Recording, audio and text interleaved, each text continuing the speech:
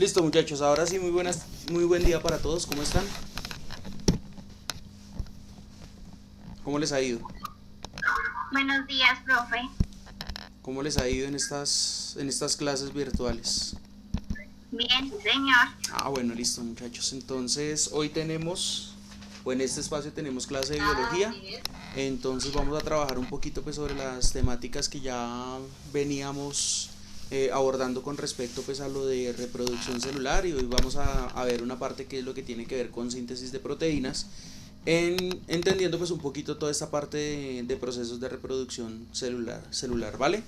Yo les dejé a ustedes en la clase, ya les dejé a ustedes colgados en su plataforma el video de la clase anterior, es decir, ya pueden entrar, ya pueden verlo, y ya les dejé entonces colgada la matriz para que ustedes me suban pues todo lo que tiene que ver con la meiosis y las explicaciones que ustedes me tienen que dejar, ¿vale? Entonces ya está habilitada, está para que me la presenten, entonces la llenen en el transcurso de esta semana, y hasta mediados de la otra, si no estoy mal hasta el 15 fue que la dejé habilitada, entonces para que suban esa actividad, para que presenten la actividad y no tengan entonces después inconvenientes con la presentación de los trabajos. ¿Estamos claros? Sí, señor. Sí, entonces si ustedes ya vieron, hoy ya estaba un poquito más extensa la presentación del segundo periodo, entonces es para que ustedes, pues los que no asistieron a clase por X o Y motivo la semana pasada, entonces tengan la facilidad pues de realizar el proceso pues de ver el video, de entender pues las fases de la mitosis y realizar como tal el trabajo acerca de la meiosis, ¿vale? Entonces ahí les dejo unas especificaciones, unas condiciones, mínimo 100 palabras que me expliquen cada uno de los espacios. Me añaden una imagen, la imagen la pueden descargar de cualquier parte. Si quieren ver un video para explicar, pues ustedes verán el video de cualquier parte y lo pueden explicar, por mí no hay ningún problema. Si van a copiar y van a pegar, por favor lean muy bien la información y déjenme la referencia, cosa que yo pueda entrar y pueda mirar de qué página fue la que descargaron la información. Completamente prohibido que me busquen de Wikipedia, completamente prohibido Rincón del Vago, completamente prohibido buenastareas.com. O sea, todas esas páginas que son malísimas para buscar tareas, que realmente eso son tareas de lo más flojitas que pueden haber, entonces háganme el favor y las van descartando. Pero pues búsquenlo como .pdf para que no tengan ningún inconveniente y puedan de pronto descargar una muy buena información, y de esa manera pues ustedes puedan realizar el trabajo de una forma un poco más adecuada. ¿Estamos claros, muchachos? ¿Sí o no? Listo, muy bien. Entonces tengan en cuenta ese tipo de factores, realicen, como les digo, realicen pues las actividades pues bien realizadas, bien organizadas, que no tengamos entonces inconvenientes con esta temática de pronto que me van a entregar una tarea flojita. Pues vuelvo y le repito, yo no le veo ningún problema pues a que ustedes hagan esto, a que estén de pronto copiando información y pegando de otros, siempre y cuando ustedes me pongan las referencias, siempre y cuando ustedes se aseguren de leer. Entonces, pues vamos a ver cómo nos va con este trabajo, chicos, porque ya dependiendo de los trabajos y en la medida en la que ustedes me los comiencen a presentar, pues también tomo la decisión de si los trabajos finalmente van a ser a computador o a mano, ¿sí? ¿Eso de quién depende? Pues depende de ustedes. Si ustedes me presentan buenos trabajos a computador, pues yo no voy a tener ningún inconveniente en dejarles pues que ustedes hagan las actividades, continúen haciendo las actividades a computador. De lo contrario, pues ustedes me comienzan a presentar trabajos ahí como por presentarme las cosas, ahí como porque el profe no moleste mucho, entonces pues desafortunadamente pues en ese caso sí tendríamos que empezar a hacerlos a mano. Pero la verdad, lo que me han dicho la mayoría de sus compañeros es que tienen inconvenientes porque les están dejando mucha tarea. Entonces yo no voy a procurar sino dejarles escasamente una sola tarea por semana. Frente a la actividad de Moodle, pues fíjense ustedes que tengo una pequeña dificultad a la hora de subirlo, porque pues aquí está el taller que les estoy dejando, pero cuando le doy previsualizar, ¿si están viendo la pantalla o no están viendo la pantalla? No, señor. Bueno, listo, entonces ya les muestro aquí con la pantalla. Entonces es que con esta actualización de la plataforma, pues realmente anoche traté incluso hasta de subirles, pero espérenme aquí un momentico que reaccione esta vaina, y pues ya les voy a mostrar a ustedes que es que realmente no está dejando. O sea, me aparecen con errores ¿cómo es que se llama? Creo que me va a tocar cerrar la pestaña. Ya. Listo, entonces les voy a compartir aquí mi pantalla para que ustedes se den cuenta.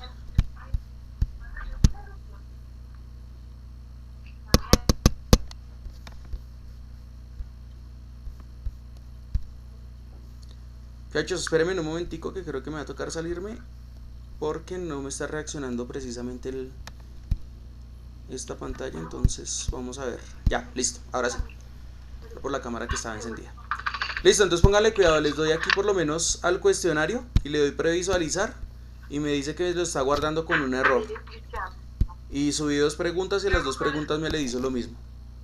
Entonces no, hasta que no solucionen esto de plataforma, pues no les voy a poder subir lo del, lo del taller. Entonces pues dado el caso que no se pueda hacer la actividad como tal, entonces les voy a pedir el favor que ese taller de química, que ya supongo que ustedes ya tienen más que resuelto, pues me lo suban en PDF en dado caso que se presente mucho inconveniente. ¿Vale? ¿Estamos claros? Sí, señor. Listo, muy bien. Me hace un favor, hay una persona que tiene el micrófono abierto, por favor, vamos cerrando los micrófonos para que podamos realizar la clase, ¿vale? Listo. Entonces, bueno. Entonces, muchachos, pues ya aquí ya está grabando, como les dije, ya está grabando la pantalla. Entonces ya vamos ahí 6 minutos de grabación, vamos a empezar la clase el día de hoy. Entonces vamos a trabajar con esta temática que tenemos. Voy a abrir 2 presentaciones que son las que necesito para solucionar con ustedes o para trabajar con ustedes el día de hoy. Entonces vamos a realmente a retomar esta temática que yo creo que ustedes ya la han visto, ¿se acuerdan? Ya vieron algo de ADN y de ARN, ¿sí o no?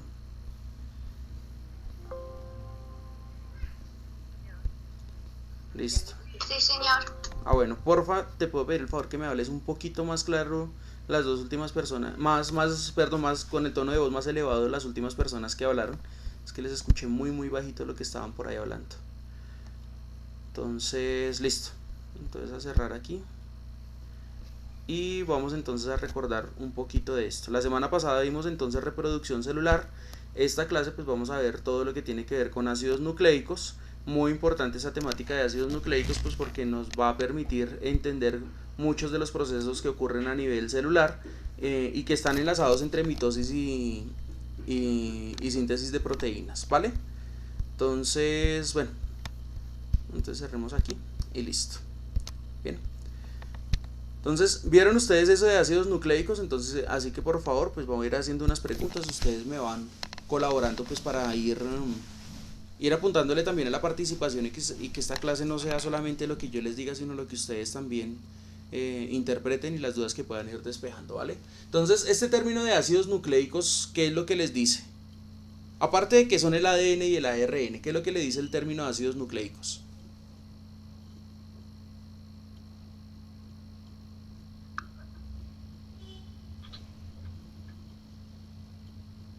¿Qué les dice el término de ácidos nucleicos, muchachos?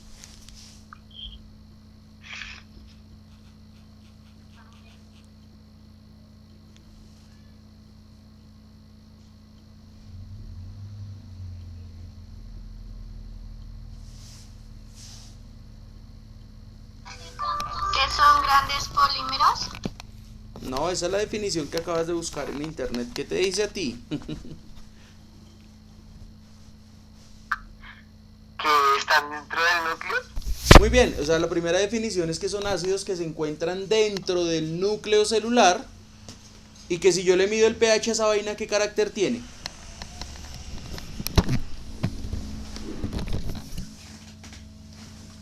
pH, habíamos definido 2 sustancias en el pH en la clase de química del periodo anterior.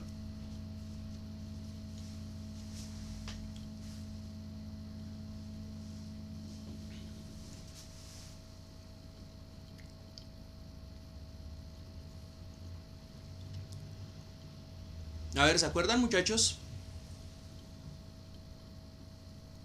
Tengo 3 tipos de sustancias en la escala de pH. ¿Cuáles son los 3 tipos de sustancias? Eso sí, si no se acuerda, pues búsquelo, porfa. Y recordemos esa parte.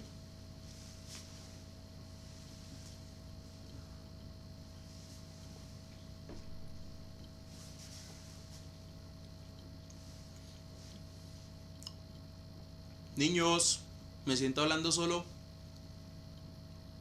Ya, profe, ya lo estamos hablando. Bueno, gracias. Yo también.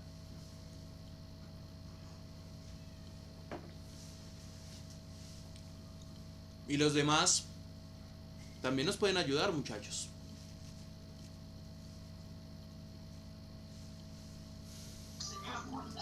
Ya, profe, estoy buscando también. Vale, muchas gracias.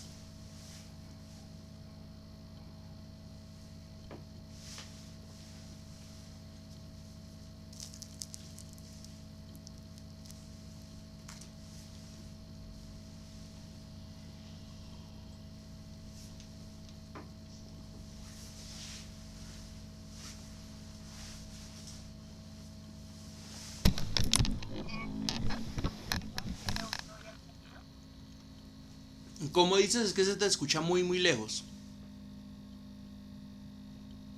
Es ácido, Sí. neutro y alcalino. Ácido, neutro y alcalino. ¿Qué quiere decir ácido, neutro y alcalino? Que en una escala de pH yo voy a tener unos valores que empiezan desde el 0, terminan en el 7, que voy a tener unas sustancias con una estructura. ¿Se acuerdan cómo son esas estructuras en química? No, señor. Vamos a buscar rápidamente en el cuaderno de química y las personas que lo tengan por ahí a la mano cómo son las estructuras de los ácidos en la química inorgánica.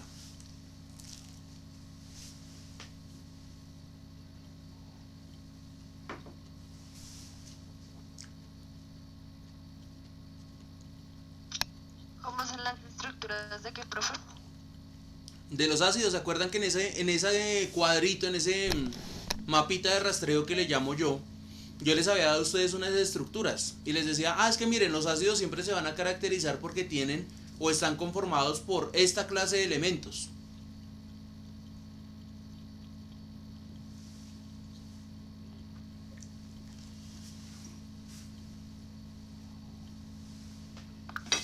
Profe, Dime. ¿era no metal y oxígeno? Esos serían los óxidos ácidos, pero los ácidos... Profe, ¿serían los hidrácidos?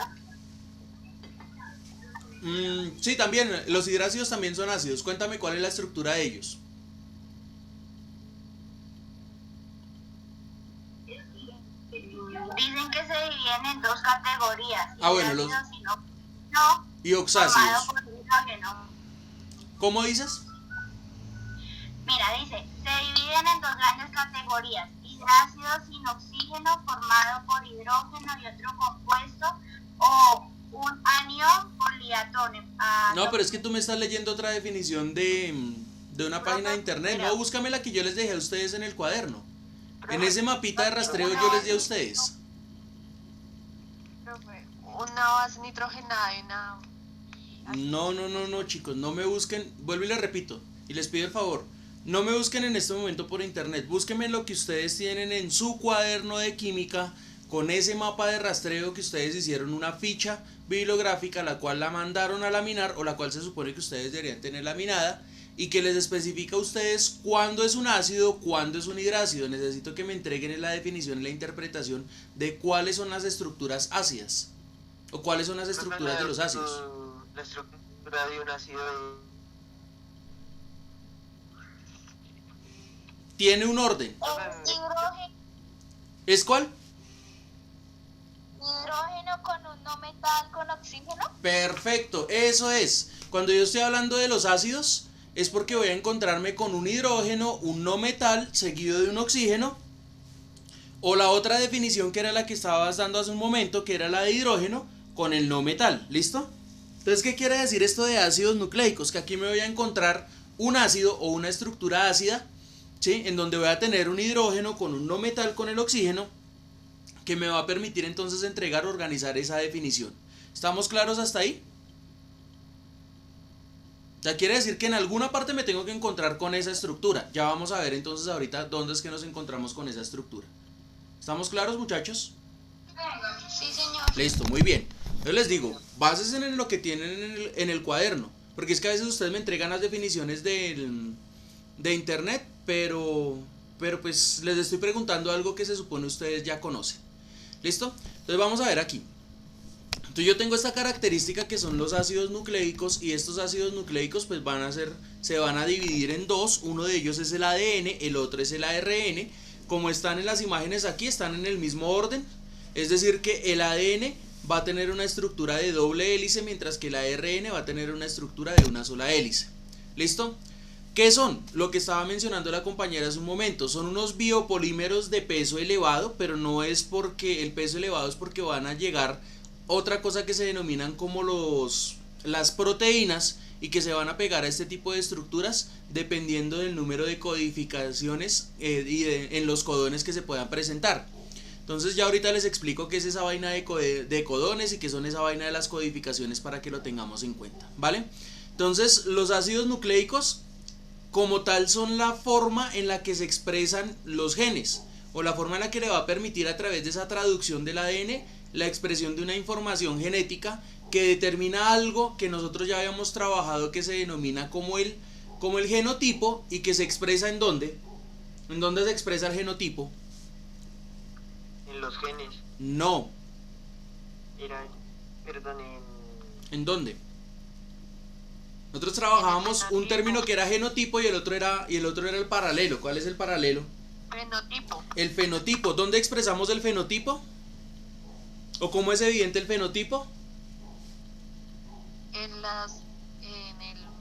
aspecto físico. En el aspecto físico. Y recordemos que el fenotipo es producto ¿de qué? Son dos factores que me definen el fenotipo. ¿Cuáles son esos dos factores?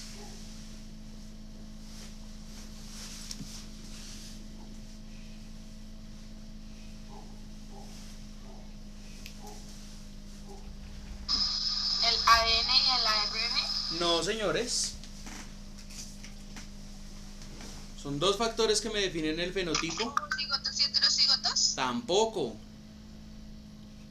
Dos factores que me definen el fenotipo, ¿cuáles son? Yo les ponía a ustedes un ejemplo muy particular con los gemelos.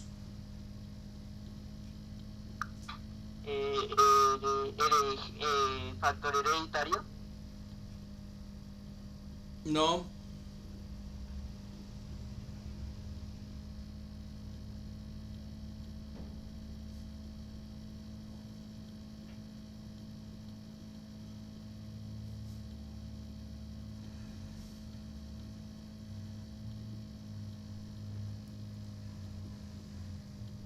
¿Internos y externos? Bueno, ¿cuál sería el interno entonces? En el fenotipo, ¿cuál sería el factor interno?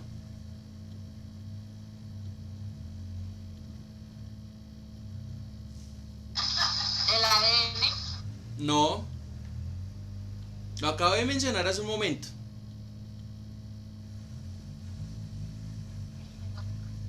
Genotipo. El genotipo, listo. Y ese genotipo está expuesto a un factor externo. ¿Cómo se llama ese factor externo? Fenotipo. No. No, muchachos, no.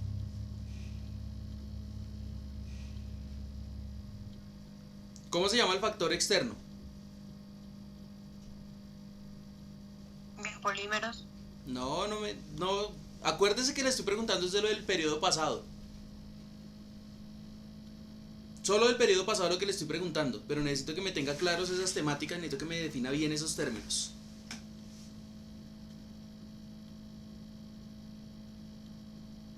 ARN. No me mire lo de las diapositivas porque... ¿Vieron el ARN en el periodo pasado?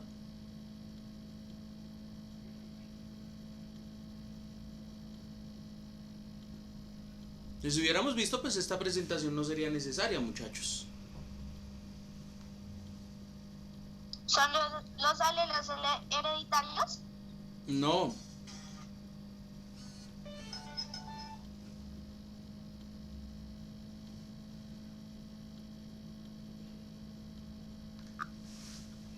Yo les di a ustedes una definición muy clara el periodo pasado de lo que era un fenotipo. ¿Profe, la forma física? Sí, ya, eso ya lo dijeron, el fenotipo es la forma física, pero les estoy diciendo, existen dos factores que me definen al fenotipo. Ya dijo uno de sus compañeros, bueno, el fenotipo será equivalente al primer factor que será el genotipo, es decir, los caracteres genéticos, que son hereditarios. Pero ¿cuál será el otro factor que me define un fenotipo? Que es un factor externo.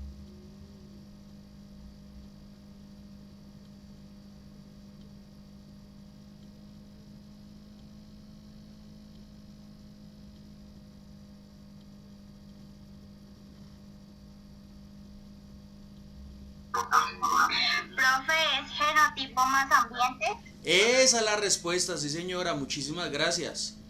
Acuérdese que el genotipo es la característica interna que yo tengo guardada aquí donde está esta cadena del ADN, donde me va a expresar cosas tan simples como tener el color de la piel, el color del cabello, la forma de las manos, la forma de las cejas. Eso me lo va a definir la característica genética.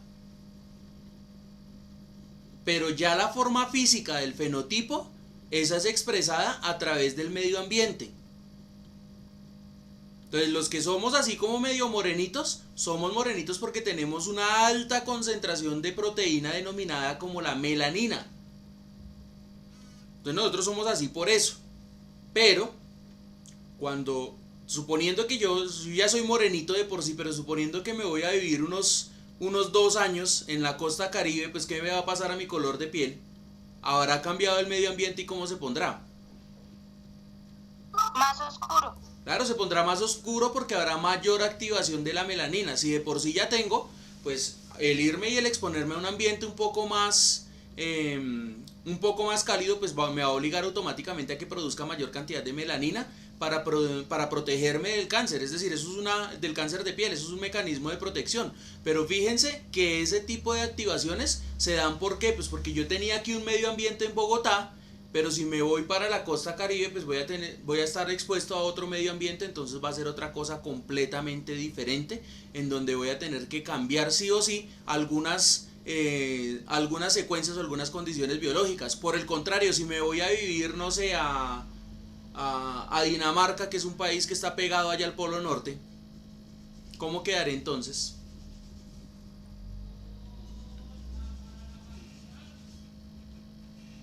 Blanco, ¿no? Pues claro, quedaré más blanco porque no hay que al no tener la necesidad de ¿cómo es que se llama? Al no tener la exposición al sol constante, pues la melanina no va a tener la necesidad de producirse y pues me voy a aclarar un poquito. ¿Sí? Incluso yo creo que a más de uno de ustedes ya le tuvo que haber pasado, pues como no están saliendo a la calle, pues en este momento deben estar un poquito incluso hasta más claritas sus tonalidades de piel. ¿Es así o no es así? A mí ya se me aclararon un poquito las manos. Pero es producto principalmente de eso. ¿Estamos claros hasta ahí? Sí, señor. Muchachos, es importante que ustedes tengan estos conceptos muy pero muy claros. Porque al tener estos conceptos claros, ninguna de estas temáticas se les va a hacer difícil y créanme que pues en el momento en el que ustedes tengan que presentar sus pruebas externas les va a ir muy bien si ustedes manejan esta terminología bien. Finalmente, de esto es de lo que más preguntan en el ICFES. ¿Sí? Tanto en la prueba de tercero, quinto y noveno como en la prueba de grado 11. Estos son temas estructurantes y son temas que les van a parecer bastante. ¿Listo? Entonces, ahora sí, viene entonces que voy a tener dos formas o dos bases que se denominan el ADN y el ARN. Pero ¿cómo aparecen en la historia? Resulta que este señor, el señor Mischer, en 1870, a él le dio por tomar una muestra de un absceso, por eso es que dice que células del pus.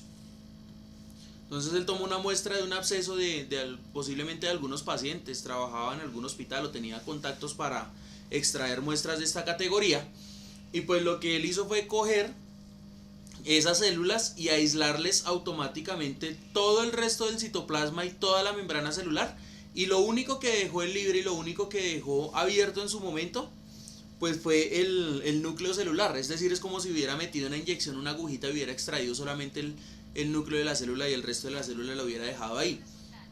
Ahí al extraer ese núcleo de esa célula, pues resulta que él extrajo una sustancia, y esa sustancia, como les decía a ustedes en la clase de química hasta hace algunos años, cuando alguien tenía o producía alguna sustancia a nivel químico o a nivel bioquímico, pues la mejor forma de determinar ese pH, que es lo que con lo que iniciamos preguntando la clase, pues era probándolo. Pues obviamente no iba a probar esta vaina, pues porque ya de por sí provenían de células infecciosas, entonces por eso se podía infectar. Entonces lo que él hizo fue utilizar una prueba de identificación para determinar el pH. Muy posiblemente debió haber utilizado algún indicador o papel indicador, pues para determinar el pH de esa sustancia que identificó y de esa sustancia que pudo sacar. ¿Listo? Entonces, a partir de esto, este señor inicia entonces todo un proceso por tratar de determinar y por tratar de identificar cuáles son las características y cuáles son las principales composiciones de este tipo de sustancias. Pero pues ya digamos que la tecnología y lo que había hasta la fecha, pues realmente era casi que imposible para que él lo pudiera determinar. Entonces, pues con base en esto, pues lo que finalmente tuvo que hacer este señor pues fue simplemente desistir desistir y tratar de ubicar o hacer el máximo descubrimiento pues realmente que se pudiera hacer con las limitaciones que tenía, y sin embargo pues descubrió simplemente que era una sustancia ácida, ¿vale? Entonces, después de descubrir que esta vaina era una sustancia ácida, pues entonces comenzaron otros grupos de científicos a determinar y analizar entonces cuáles iban a ser las características y cuáles iban a ser las condiciones biológicas por las cuales se iban a mediar o por las cuales se iban a clasificar este tipo de sustancias. Pero eso no lo logra él, sin embargo se logra más adelante a través de esto que se denomina como el ácido fosfórico. Como lo decía por ahí un compañero hace un rato, dice, es que los ácidos están constituidos, una compañera, los ácidos están constituidos principalmente por hidrógeno, un elemento no metálico y seguido del oxígeno, y ahí entonces tenemos la fórmula que es el H3PO4, también denominado como ácido fosfórico. Entonces ahí está mi muestra del ácido fosfórico, y con base en esa muestra del ácido fosfórico yo voy a establecer que esto va a tener una naturaleza, o este ácido tiene una naturaleza que es de naturaleza débil. ¿Qué quiere decir que sea de naturaleza débil? Que mientras que yo tengo, se los pongo de esta manera, en química nosotros vamos a manejar una concentración que se denomina 1 molar. Si yo tengo una concentración 1 molar de ácido sulfúrico, pues esa vaina, mejor dicho, 1 mililitro, y automáticamente tengo que estar en el hospital, porque lo más posible es que se me derritan los órganos internos si yo los llego a ingerir. Pero en el caso del ácido fosfórico, a la misma concentración 1 molar me va a mandar para el hospital, pero sin el riesgo de que se me alcancen a dañar todos los órganos vitales, que se me alcancen a derretir los órganos internos, pues porque este ácido no va a ser tan fuerte como lo es el otro. Por eso quiere decir que este tipo de ácidos tienen una característica débil, que tienen algo que se denomina una constante de equilibrio. Pues ese término es muy avanzado para ustedes, pero la constante de equilibrio hace que el ácido tienda a ser más cercano al 7 que al 0. O sea, quiere decir que va a ser más cercano a la neutralidad que a formar una sustancia peligrosa para el cuerpo. ¿Estamos claros con esto? Si hay alguien que no haya entendido, por favor, dígamelo. ¿Todos entendimos? Sí, señor. Listo, muy bien. Sí, señor. Entonces, ¿por qué ocurre esto? ¿O por qué es tan débil? Porque fíjense, ¿cuántos hidrógenos tiene? 3. Entre mayor cantidad de hidrógenos tenga, pues menor va a ser la capacidad ionizante del ácido. O sea, quiere decir que menos fuerte va a ser si tiene mayor cantidad de hidrógenos. Bien, como tiene 3 hidrógenos, ya de por sí es un ácido que consideraríamos bastante débil. Pero entonces, ¿cuál es la ventaja que tiene? Que a medida que van pasando las reacciones, es decir, él va a tener 3 reacciones que se denominan reacciones de disociación. Es decir, que va a sufrir 3 separaciones. ¿Cuáles son esas 3 separaciones? Que en la primera separación va a tomar el ácido y va a arrancar uno de sus hidrógenos. Por eso pasa de tener 3 a tener ¿cuántos? ¿Cuántos tengo ahí? 1. No. A ver, pasó de tener 3 a tener ¿cuántos? 2. 2, listo. Muy bien. Luego toma este producto. Fíjese que me queda una carga negativa. Esto es por eso les decía a ustedes que las cargas negativas eran posibles bajo otros ejemplos, bajo otras situaciones. Esta es una de las situaciones. ¿Listo? Luego toma ese H2 PO4 con una carga negativa y le arranca otro hidrógeno. Fíjese que al arrancar otro hidrógeno, ¿cuántos tenía? ¿Cuántos tenía acá? Tenía ¿Y cuántos me quedan? 1. Uno, mire, aquí hay uno. Y luego toma una última reacción y en esa última reacción acaba de separar el hidrógeno que le está haciendo falta. ¿Y cuántos hidrógenos me quedaron aquí? ¿Cuántos hidrógenos me quedaron ahí? -2. No, aquí. ¿Cuántos hidrógenos me quedaron? 0. Cero, no me queda ninguno. Entonces, cuando no me queda ninguno de esos hidrógenos, pues automáticamente la respuesta y automáticamente lo que digo es que esta muestra que se está presentando aquí, pues va a tener una naturaleza característica y una naturaleza iónica, en donde pues automáticamente todos esos sistemas me van a facilitar que el proceso sea como lo más rápido de llevar. Hazme un favor, Mariana García, ¿puedes activar el audio un momentico? Mariana. Señor. Mariana, ¿tú estás autorizando el ingreso de tus compañeros? Sí, señor. Ay, bueno, listo, te lo agradezco, ¿vale? Bueno. Te lo agradezco porque ya con eso tengo la certeza de que no me toca salirme de la presentación, entonces puedo continuar, ¿vale? Muchísimas gracias. Listo.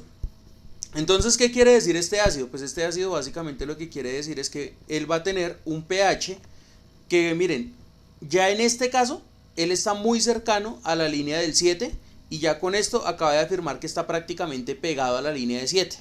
Entonces, a este tipo de soluciones se le conocen como soluciones amortiguadoras de fosfato y lo que hacen ellas es disminuir todo el pH y sin embargo conservan un carácter ácido pero muy muy pequeñito. O sea, quiere decir que en el caso del pH de todo el ácido ribonucleico y desoxirribonucleico, pues esa sustancia va a tener un pH que estaríamos hablando, sería aproximadamente 7, pero 7 como tal no sería, estaría pegadito, estaría muy cerquita, ¿vale? Sería un valor más o menos entre 6.5 y 6.9. ¿Está claro eso? Listo, muy bien. Sí, señor. Entonces continuemos aquí. Luego viene entonces la definición de esta vaina que se llama la ribosa. Entonces la ribosa es descubierta como tal en el año 1920, es decir, 50 años después de que Michel habló de los ácidos nucleicos, se comenzaron a interesar en esta fecha, o antes de esta fecha, muy cercano a esta fecha, en determinar esta fórmula que es la fórmula de la ribosa. Pero ¿por qué en específico en esta fecha? ¿Qué pasaba por estas fechas? Por estos años. La Segunda Guerra. ¿La segunda? ¿Cuándo fue la primera?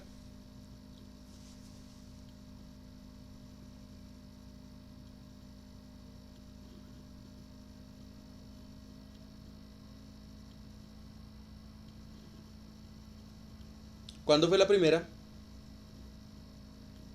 Bueno, volvamos a la pregunta inicial. 1914. Listo, si fue la primera en 1914, entonces esta fecha, ¿cuál estuvo más cercana? ¿A la primera o a la segunda? La primera. Ah, bueno, a la primera.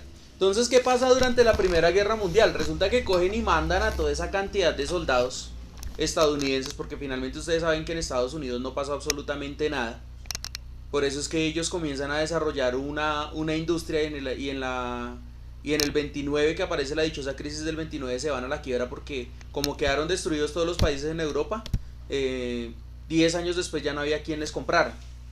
Entonces, ¿qué es lo que pasa por estas fechas? Resulta que estos señores mandan a la guerra a los soldados y les dicen simplemente a las familias, no, su hijo pues se murió allá y pues no tenemos registro de él, no sabemos dónde está. Las familias comenzaron a demandar, comenzaron a pelear porque querían por lo menos darle cristiana sepultura a los restos de sus hijos y pues finalmente toman la decisión de decirles, listo, nosotros se los devolvemos. Iban y tomaban cuerpos de donde sabían que habían quedado tirados, los mandaban en embarcaciones y los devolvían allá a Estados Unidos. Cuando los devolvían a Estados Unidos, entonces simplemente le decían a la gente, tome que este pedazo de brazo, este pedazo de pierna o este cuerpo que está en completa descomposición es su hijo, por eso no se lo queríamos traer. pero resulta que la gente se comenzó a dar cuenta pues que finalmente no eran los hijos de ellos, entonces iniciaron demandas contra el Estado, y el Estado pues obviamente en vista de que no tenía cómo comprobar que en efecto fueran los hijos y que les estaban ganando las demandas, entonces se pusieron a indagar esto hasta que estos dos señores, Cosell y Phoebus, ellos lograron identificar este azúcar que se denomina como la ribosa, y entonces empieza a haber un código genético secuenciado a través de este azúcar, que son a través de esta sustancia que es un azúcar. ¿Listo? Este azúcar pues surge a partir de algo que se denomina como la ribosa. La ribosa es un azúcar estructurante muy pero muy importante pues para este tipo de procesos. Es importante entender que es una de las azúcares no esenciales, por lo tanto ella no va a ser necesario consumirla a nivel biológico, es decir que con ella no va a haber ninguna contraindicación si usted consume, si la llega a encontrar y si está de buenas, no va a haber ninguna contraindicación si usted consume en exceso, pero tampoco la va a necesitar en el caso de que usted no la llegue a consumir. ¿Listo? Entonces, bueno, este azúcar es la base principal para organizar las estructuras de las desoxirribosas y de las ribosas, o de los ácidos ribonucleicos, a partir entonces de los siguientes ejemplos. ¿Listo? Entonces, la ribosa es una pentosa. ¿Qué quiere decir pentosa? Que tiene 1, 2, 3, 4, y con este carbono que está aquí tendría 5 carbonos, por eso es que la denominan como una pentosa.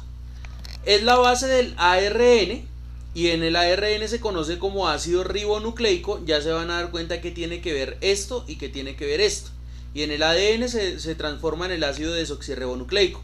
Fíjense que aquí hay un cambio frente a este, que hay un cambio. Estos dos se mantienen igual frente a estos dos sí cambian. ¿Listo? En el número 3 voy a encontrar algo igual, y en el número 4 voy a encontrar igual. Si ustedes se fijan en el nombre de aquí, perdón, desde aquí hasta acá pues igual sigo mencionando la ribosa. Y como les decía, aquí pues realmente yo no lo voy a encontrar en ningún alimento. Por mucho si lo encuentro de pronto lo voy a encontrar en las proteínas, pero entonces no es un azúcar estructurante, vuelvo y repito que no es esencial. Usted no lo va a encontrar ni en los carbohidratos, ni en los lípidos, ni en los lácteos, ni en las legumbres, ni los va a encontrar en grupos vitamínicos. O sea, eso no se lo va a encontrar usted pues porque simplemente no va a ser una fuente alimenticia, ni existe ni siquiera una indicación contra las dosis mínimas o máximas recomendadas. Entonces, aquí entonces dice que después de los estudios de Mischer, entonces determinan esa estructura de la ribosa, y después de realizar ese descubrimiento con respecto a la estructura de la ribosa, pues viene esto que era lo que les mencionaba hace un momento. Entonces fíjense que se conoce como ADN y ARN porque aquí tengo la estructura ácida del fosfato, cosa que está encerradita aquí entre este globito que es de color naranja. Entonces aquí en estos dos casos voy a tener el ácido, aquí voy a tener la ribosa. Entonces van siguiendo con el nombre, ácido, ácido. Aquí voy a tener la ribosa. Aquí es donde voy a encontrar la diferencia. Fíjense que aquí voy a tener un oxígeno enlazado a un hidrógeno. Cuando me paso a la otra estructura, que es esta de aquí, ya me encuentro con el hidrógeno, pero no me encuentro con el oxígeno. O sea, quiere decir que esta molécula perdió un oxígeno o se desoxigenó. Por eso es que la denomino como desoxirribosa, porque hay una pérdida del oxígeno. ¿Estamos claros?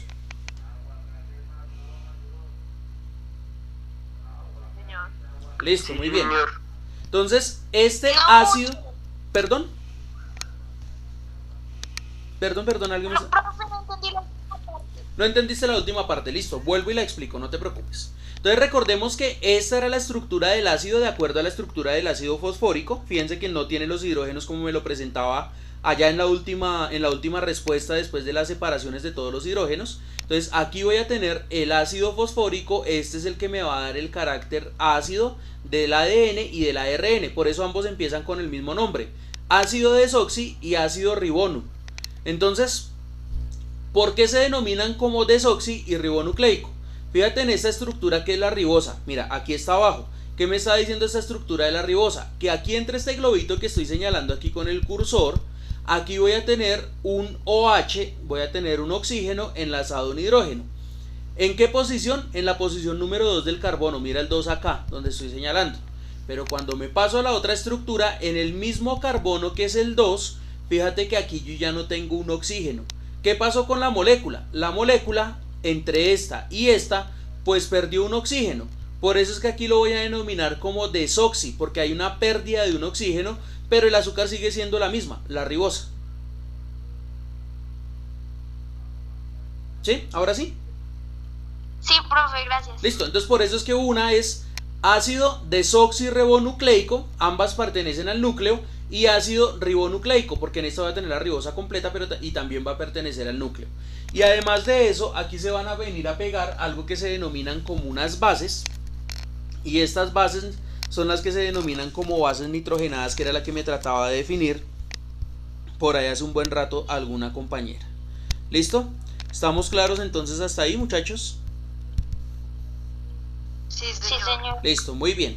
Sí, señor. Entonces, luego vienen en la forma en la que se enlazan estas estructuras. Entonces, fijémonos que todas las estructuras y cada una de estas punticas que están aquí, por eso se los mencionaba a ustedes hace un rato, cada una de estas punticas está constituida principalmente por un carbono. Es decir, aquí donde yo me encuentro una intersección o un cruce, fíjense que aquí hay cruce, aquí me voy a encontrar con un carbono, aquí me voy a encontrar con un carbono, aquí me voy a encontrar con un carbono, y si es otra cosa completamente diferente como en este caso, pues me encuentro con nitrógeno, nitrógeno, y aquí ¿qué habrá?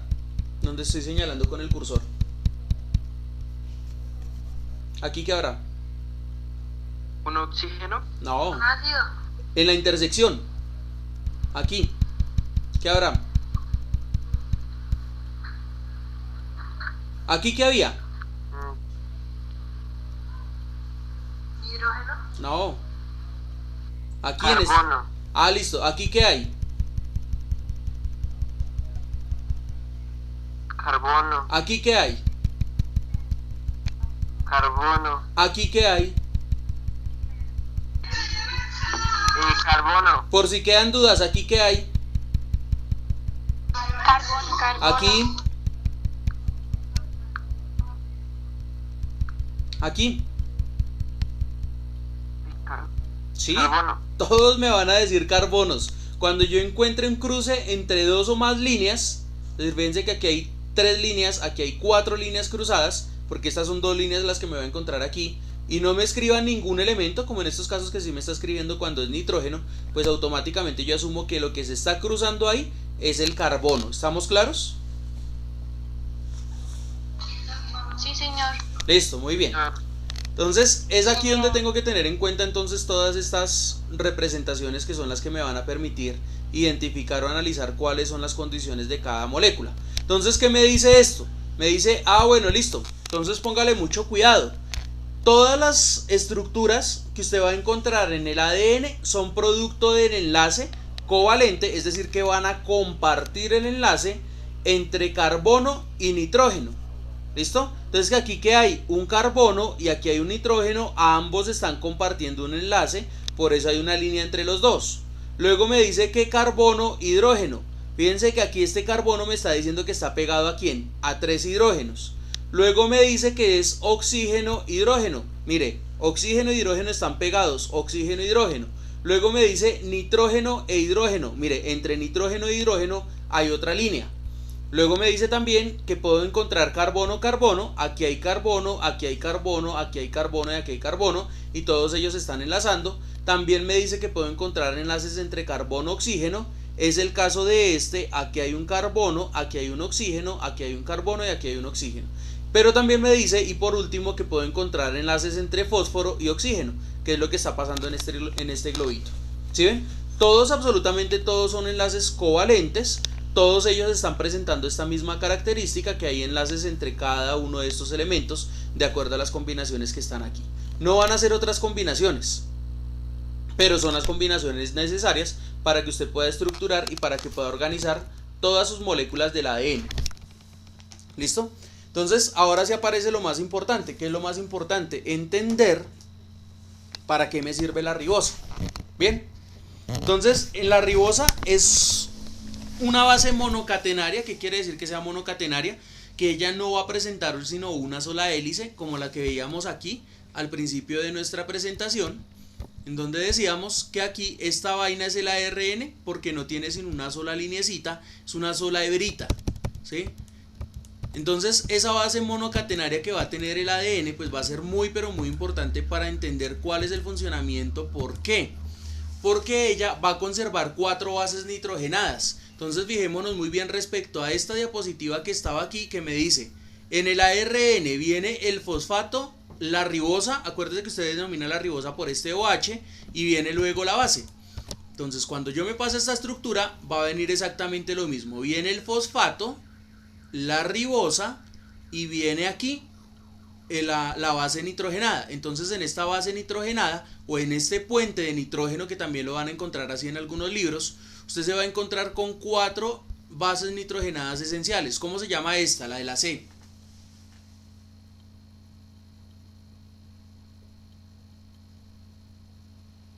¿Cómo se llama la de la C, niños?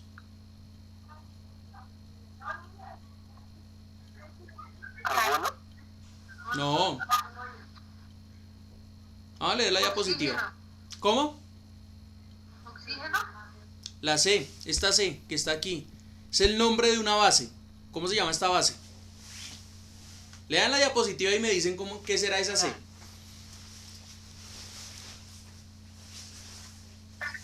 Citosina. Citosina, muy bien, la que está abajo que tiene la letra G. ¿Cuál será? Guanina. La que está más abajo que es la letra A. Adenina. Y la última que tiene la letra U. ¿Cómo? Uracilo, perfecto. Esas son las 4 bases nitrogenadas que se encuentran en todas las células, incluyendo células que no tienen el núcleo definido. ¿Cómo se llaman esas células que no tienen el núcleo definido?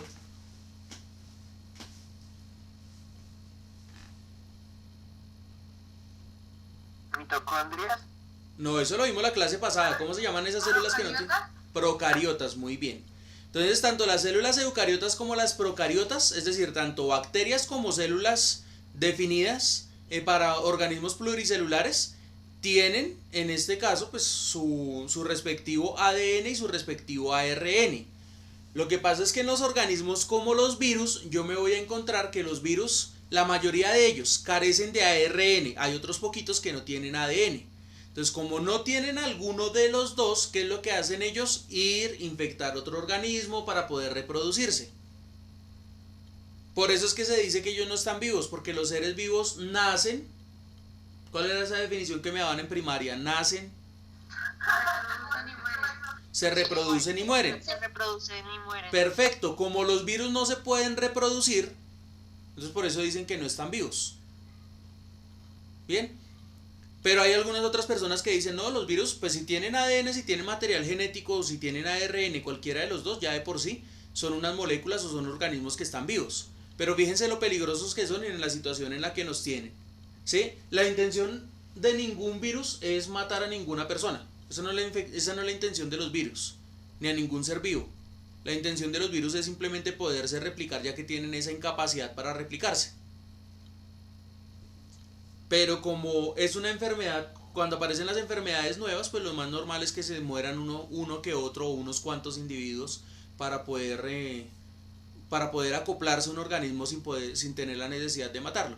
Por eso es que el VIH-Sida hace muchos años mataba a muchas personas y hoy en día mata menos personas, porque antes el VIH-Sida en cuestión de 4 años mataba a una persona. Hoy en día pueden pasar 25 años, la persona puede vivir con VIH-Sida y aún así no mata a la persona. ¿Listo? ¿Entendido eso, niños? Sí, señor. Listo. Bueno. Sí, señor. Listo, entonces vámonos a ver. Vienen entonces las bases nitrogenadas. Yo tengo entonces 4 bases nitrogenadas también, que son también denominadas como compuestos aminados. ¿Por qué aminados? Porque presentan un enlace entre nitrógeno e hidrógeno y que está sustituido una o varias veces. Entonces, por lo menos aquí, fíjense que aquí hay una sustitución. Normalmente la fórmula del amino es NH3, pero aquí voy a tener entonces una sustitución. Por lo tanto me van a quedar 2 hidrógenos, o puede tener varias sustituciones como en este, en donde no voy a encontrar ni un solo hidrógeno. Entonces se denominan como bases nitrogenadas, pues porque el elemento que prima ahí, incluso sobre el carbono, es el nitrógeno, y es el nitrógeno el que le va a dar esa característica o esa organización para poder solucionar cualquier tipo de enlace que se le presente. ¿Listo? Las bases nitrogenadas que me voy a encontrar pues son principalmente las que le estoy mencionando ahí. Entonces me está diciendo que la citosina, el uracilo, la timina, la adenina y la guanina. Fíjense que ya habíamos nombrado en el ARN algunas de ellas, la única que no nombramos en el ARN es la timina. ¿Por qué no la nombramos? Pues porque básicamente, y de acuerdo a la clasificación de las bases nitrogenadas, yo las puedo clasificar de dos maneras. Una de ellas son las pirimidinas, en donde voy a encontrar tres estructuras, de las cuales una va a pertenecer o va a estar presente en las dos, que es la citosina. Pero en el caso de la timina y el uracilo, estos dos tienen que alternarse. ¿Cómo se alternan? El uracilo va a corresponder única y exclusivamente al ARN, mientras que la timina va a pertenecer exclusivamente al ADN. Si por X o Y motivo entre estos dos señores, entre estos dos, se llegan a cruzar y esta que pertenece al ARN se reemplaza en el ADN y va a aparecer es esta en vez de esta, pues aquí lo que se va a presentar es que voy a tener es una enfermedad denominada como células tumorales o células con radicales libres, que pues son el precursor o son el principio del cáncer. ¿Listo? ¿Sí o no? No, profesor. Es decir, ¿me puedes volver a explicar? El ADN va a estar constituida por ¿quién? Por guanina, por adenina, por citosina y por timina, esta que está en blanco. Eso es para el ADN. ¿El ARN por quiénes son? Pues por citosina, por uracilo, por adenina y por guanina. Fíjate que en el ARN esta no está. En el ARN esta no existe. Bien. Si por X o Y motivo en el ADN, en vez de encontrarme a la timina, me encuentro al uracilo, la célula se queda sin identidad y al encontrarse sin identidad de esa célula, se forman las células tumorales o cancerígenas.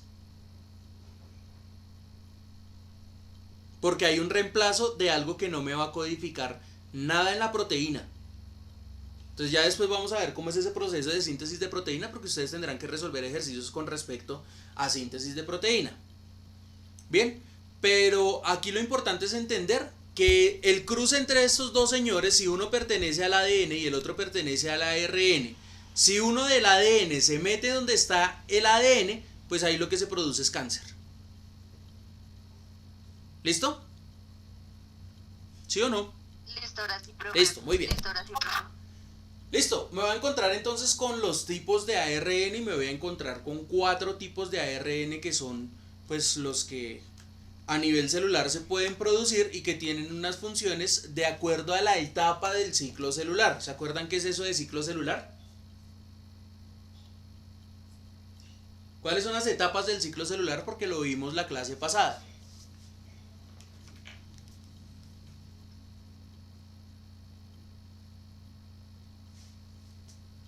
Niños.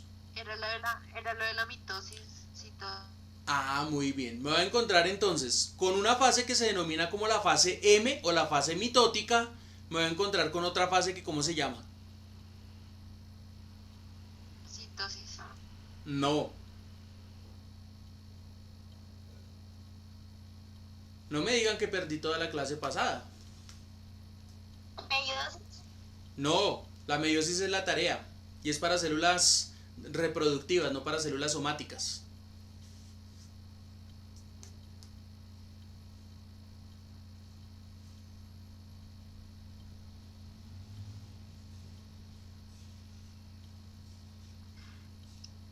La mitosis es cuando se divide, ¿no? Sí, la mitosis es simplemente una fracción de todo el ciclo celular y es cuando se divide. Pero tiene otras fases. Acuérdense que yo les presentaba a ustedes como unos 2 diagramas, 3 diagramas les presenté. Y en los 3 diagramas fui muy cansón en decirles, mire, la mitosis va desde este punto hasta este punto. Luego sigue otra fase, que ¿cómo se denomina?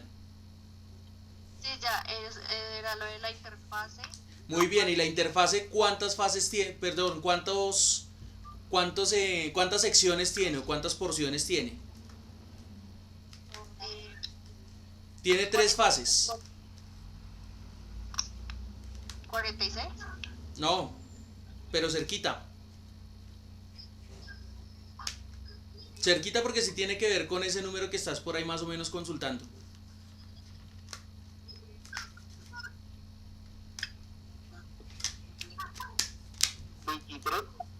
esos son los números de cromosomas. Pero estoy preguntando son por las fases.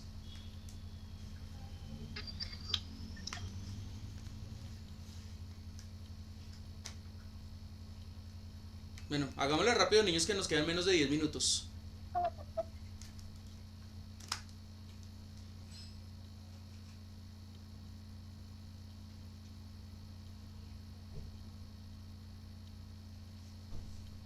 Niños, ¿saben o no saben? 67. Que no me referencien ningún número, referencienme en las fases de la interfase. ¿Cuáles son las fases de la interfase?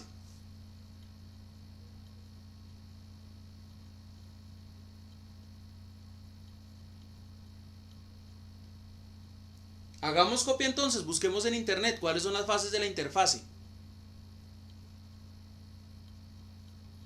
O cuáles son los ciclos de la interfase.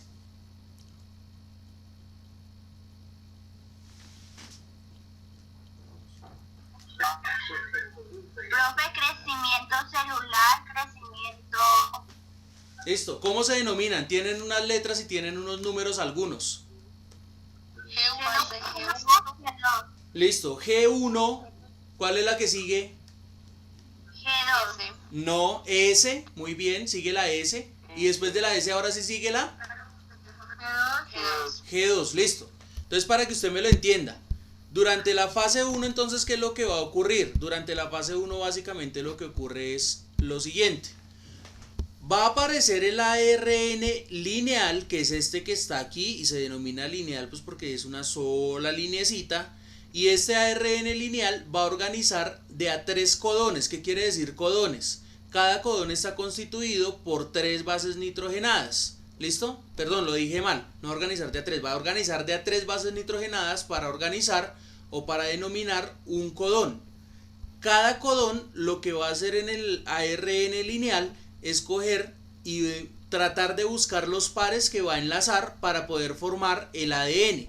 Entonces ingresa el ARN, el mensajero, y el ARN mensajero lo que le está diciendo es, por ejemplo, usted es adenina, sí señor, busque una timina.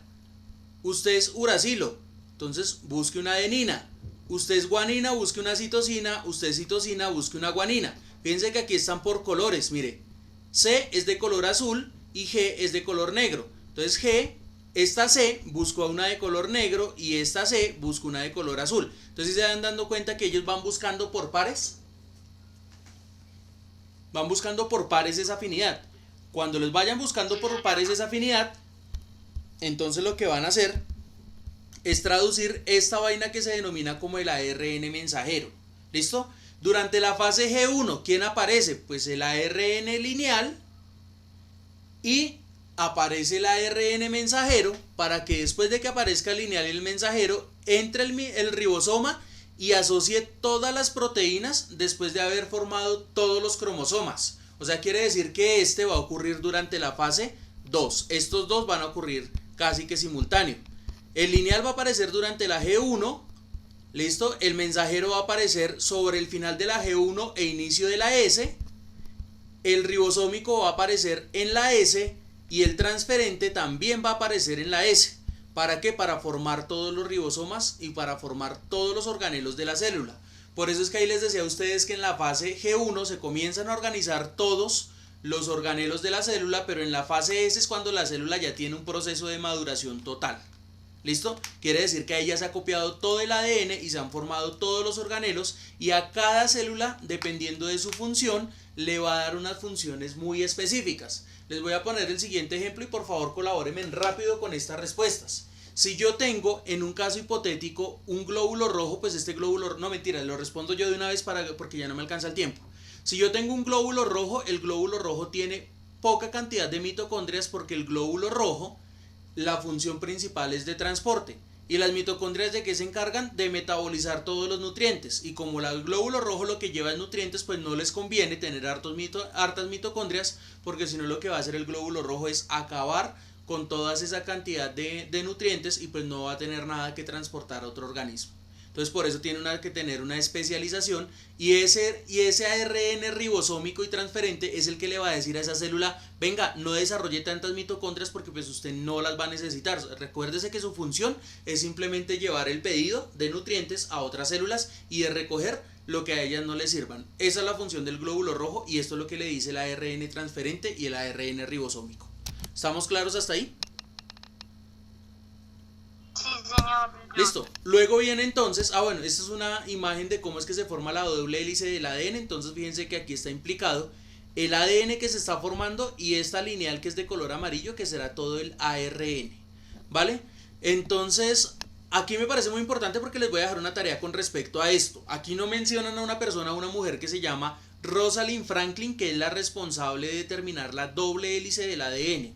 Y sin embargo, fíjese lo injusta que es la ciencia, que le da primero o prefirió darle en la mayoría de libros de ciencias naturales el título a James Watson y Francis Crick, a ellos dos, pero desconocen por completo y no reconocen el papel de Rosalind Franklin en el descubrimiento de este tipo de moléculas. En el año 1996 sacan el genoma antes del año 1996 descubren el genoma completo de una cabra y en el año 1996 la pueden clonar por primera vez, cosa que se convirtió en una situación bastante compleja pues para todas las, digamos, para todo el pensamiento tradicional del momento, pues porque técnicamente era casi que convertir a los hombres en dioses por tener ya la facultad de producir otros animales o de fabricar animales. ¿Listo? Y en el año 2001 pues se sale el proyecto Genoma Humano, en donde ya habían descubierto el de la cabra, entonces ahora sacan el del genoma humano. Quiere decir que a partir del año 2001 ya se está en plena posibilidad de clonar seres humanos y sin embargo dicen no, espera un momentico porque es que hasta allá tampoco vamos a llegar. ¿Listo? Y ingresan la Iglesia Católica y la bioética y entonces les dice a todos los científicos de la época, muy bien porque nos va a permitir definir y defendernos de ciertas enfermedades congénitas, pero lo más importante es que hay que tener en cuenta que pues no se puede experimentar con seres humanos ni se puede crear seres humanos para extraer órganos y donarlos en otra persona. Entonces hasta ahí no nos puede llegar la conciencia. ¿Listo? Y entonces finalmente aquí ¿qué es lo que aparece? Pues que las bases nitrogenadas pues van a tener una codificación de acuerdo a sus pares, lo que les decía hace un momento. Entonces la adenina se va a enlazar con la timina y la citosina con la guanina y ese va a ser siempre el orden. ¿Listo? ¿Cómo se forma ese orden? A través de estos puentes de enlace. Fíjense que aquí conservo el mismo orden. Adenina con timina y aquí es donde me voy a encontrar lo que denomino como los puentes de fosfato. Fíjense que aquí hay un puente puentes de nitrato, que son los puentes de nitrógeno que se están formando aquí. Es decir, siempre voy a unir una base púrica o una purina con una pirimidina. Purina, que es esta, con una pirimidina. Y siempre el puente va a ser el nitrógeno para poder formar el enlace. ¿Listo? ¿Está claro? Listo, muy bien. Entonces voy a pausar entonces de una vez la grabación, muchachos, para que tengan ustedes entonces el registro a través del canal de YouTube, ¿vale?